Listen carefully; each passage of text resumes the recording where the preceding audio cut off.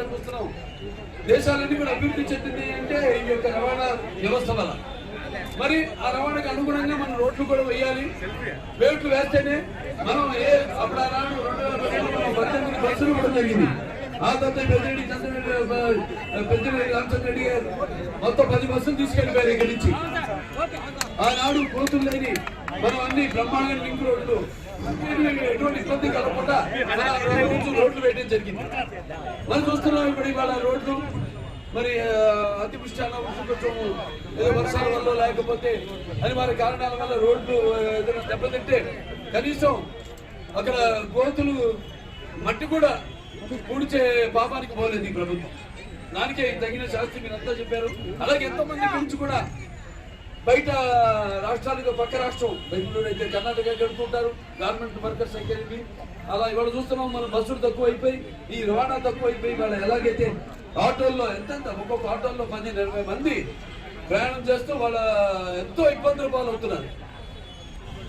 ఇవాళ మరి చూస్తున్నాం వాడు చేసిన పాపానికి ఇవాళ ప్రజలు తగిన శాస్తి చెప్పారు ఇవాళ ఎన్నికల్లో. ఇవాళ మీ అందరికీ నా శిరస్సు మంచి ధన్యవాదాలు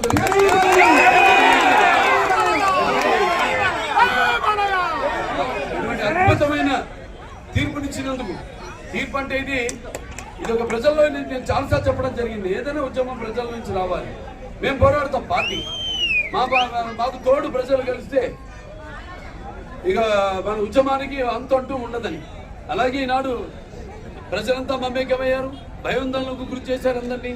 ఏదైనా మాట నోరు ధరిస్తే ఎస్సీ కేసులు పెట్టడం లేకపోతే వాళ్ళని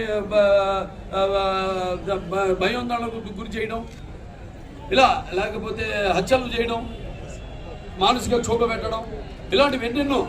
అటువంటిది జనం నిశ్శబ్దంగా ఒక సునామీ వచ్చే ముందు ఎలాగైతే నిశ్శబ్దంగా ఉంటుందో సముద్రం, అలా ఒక అలై వీళ్ళంతా కూడా విజృంభించి ఈనాడు రాష్ట్రం అంతా కూడా ఎందుకు ఇవాళ 3వ నన్ను గెలిపించారు ప్రతిపక్షాలు ఉంటూ కూడా. అలాగే అన్న క్యాంటీన్ నడిపే మనం వాళ్ళు ఇచ్చేసిన అన్న క్యాంటీన్ని. అలాగే ఇక్కడ అంటే ఆరోగ్య రథం ఆసుపత్రి చూస్తున్న వాళ్ళు ఎటువంటి పరిస్థితుల్లో ఉందో. తెలుగుదేశం అధికారంలో ఉన్న ఆసుపత్రిని ఎంత ఉన్నత స్థాయికి తీసుకెళ్ళాం. కార్పొరేట్ హాస్పిటల్స్ తో దీటుగా మన హాస్పిటల్కి తీసుకెళ్ళాం. అలాగే లేపాక్షి ఉత్సవాలు చేయడం జరిగింది. లేపాక్షిని అంతర్జాతీయ స్థాయిలో దాన్ని దృష్టిలో యునెస్కో దృష్టిలో తీసుకెళ్ళడం జరిగింది.